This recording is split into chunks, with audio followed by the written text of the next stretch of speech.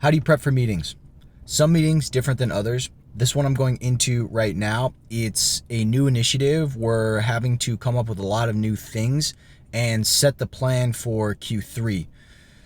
We also have to touch base on some things from the past on Q2. It's a 2-hour meeting, so there's a handful of different things that I want to make sure that we accomplish. And we have one more meeting next week prior to the quarter ending. So what do? Well, I'm driving in the car and I just start brainstorming a bunch of different things. I've got the ultimate 6-week hospitality brainstorm asset. I've got the airtight conversion system asset. I've got the OKR, developing that for Q3. What updates do we have from the previous week in Q2? I've got to get our South Bay manager's training schedule set up to launch the 6-week program in her location. We've got call reviews from the previous week in terms of sharpening the sword. We've got a scorecard development. So now we've got 3 locations doing this. We can now have some fun visual competition of who's crushing and who needs to step it up.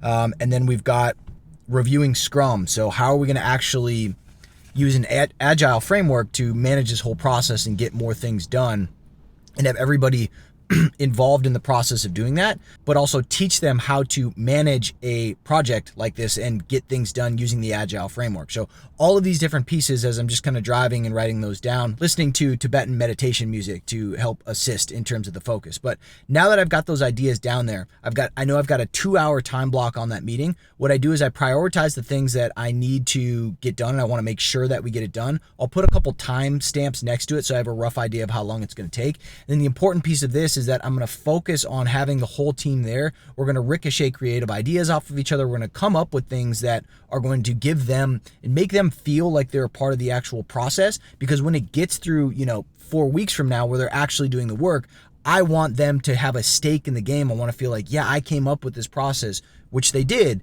And that's going to make it much more likely that they're actually going to help me follow through with the things that you're supposed to do. They're going to be that much more motivated. They're going to have a sense of ownership doing it.